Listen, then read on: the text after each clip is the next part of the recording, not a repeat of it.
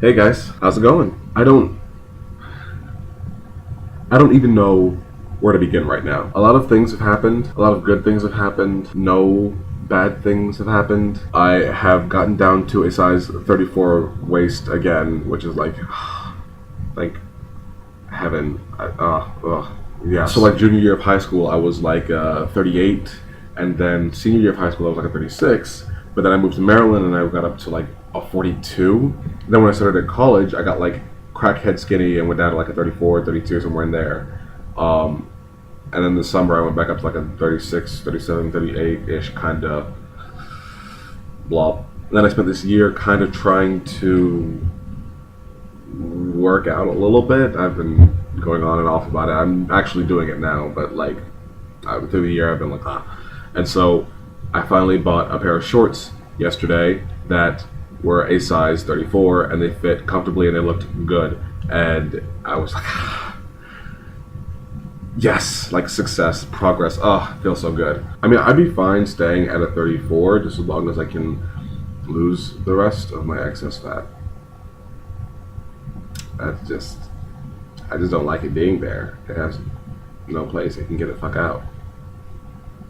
Pride was great. I didn't end up being a sloppy mess. It just was really, really loud. Okay, so we were standing at the parade, and this one car goes by, and this lady who's in it like looks at me, points to me, and says, and is saying, "Come give me a hug." So I was like, "Okay." So I literally run up to her car as it's already like a good 20 feet down the road. I run up to the car and I hug her while she's in the car, and I'm like running alongside the car while hugging this little old lady. And I didn't fall, which is really what, like, I mean, the car didn't run over me or anything, and like nobody told me to stop, so I was just, I didn't know who she was. I touched a lot of people that day that I had no idea who they were, but I mean, it was fun. It was a really good time. I have a date for Wednesday, which is, I don't know, it is what it is. I mean, it feels good to have a date. It's weird to be at the point in my life where I'm like going on dates instead of dating one person. Because like I spent most of my time in college either dating the same person, like being in like an exclusive relationship, or trying to be in one. It's nice to be able to just be like,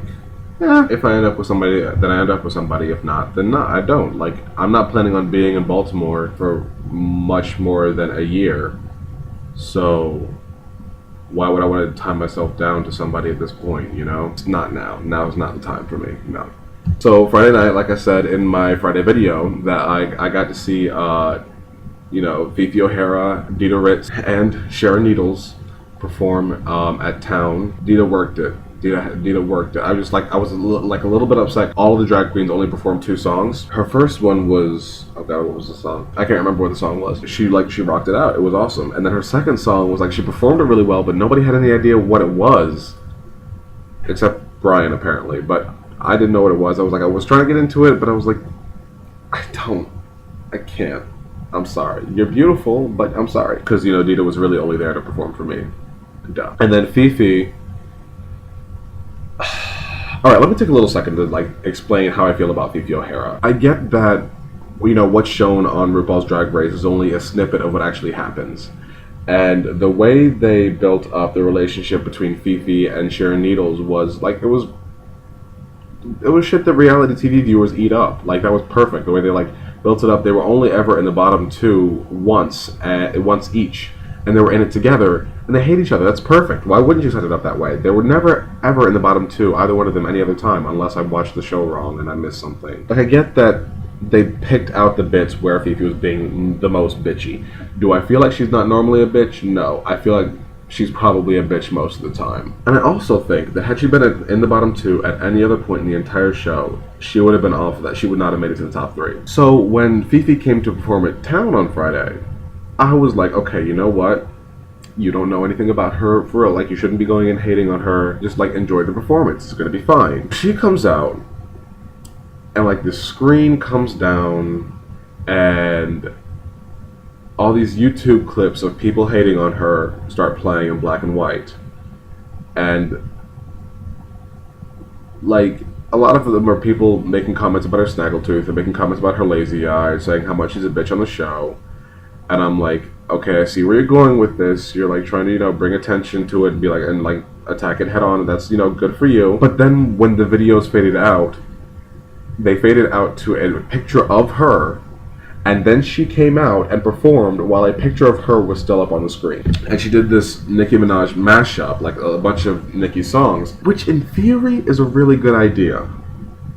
But in the way that Fifi practiced it, Fifi is a beautiful drag queen. She really is gorgeous. And I think she has the potential to be so much more if she would stop trying to do so much more. She's trying too damn hard. I feel like she like went and watched YouTube videos of like how drag queens perform and tried to mimic them, but she hasn't gotten the entire like full body thing. So of course I ended up resorting to hating on her for the entire show, and it was just like, wow. But then Sharon Needles came out. Bitch slayed. She slayed. She absolutely slayed. Came out of a coffin. She took tips. She didn't take my tip, and I'm really glad she didn't take my tip. Because she took the tips, put them in a blender with vodka and Sprite, and then drank the shit. She drank it. She drank her tips. She made this speech about how she's not here for our money, and like how like all the wonderful things that RuPaul is doing for drag, and like, oh my, she was flawless. She was absolutely just breathtaking. Well, not breathtaking. She was spooky as shit, but she absolutely killed. It was wonderful. So after that, when people like go to dance, they had all three drag queens in the break room upstairs taking pictures with patrons of the club. And so I'm with my friends, and they're talking about like what are they going to say to her, and I'm like, I have no idea what I'm going to say. Like I don't even know. And I'm like what if like she kissed me? Like I would shit my pants. I just like don't even know what I would do if she kissed me. And I'm like, there's no reason I shouldn't ask her to do that. And then I heard her tell like the guy who was running it, she was like, if they want a picture, then they get a picture. What the audience is wanting, that's what they get, or something like that. What the fans want, the fans get, I think that's what she said. And so I'm like, I'm gonna ask Sharon Needles to kiss me.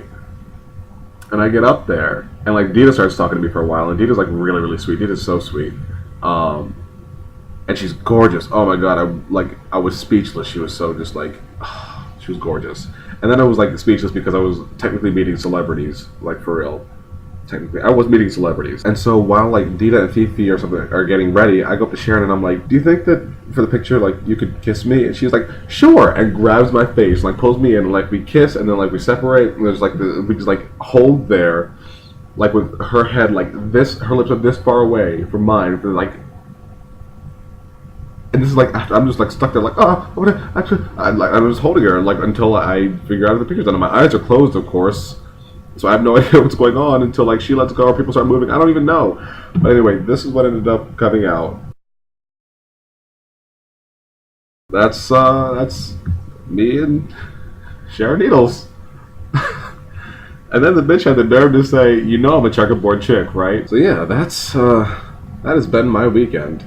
It was great. It was really, really fun, and I'm really excited next weekend to actually get sloppy at Baltimore Pride, because I'm going to. Don't forget to subscribe and comment below and like the video and repost, reblog, whatever you do with your life. Follow me on Tumblr or Twitter, and I guess that's it. You guys have a great night. Have a great week, since we're starting off with Monday tomorrow, and yeah. Bye, bitches.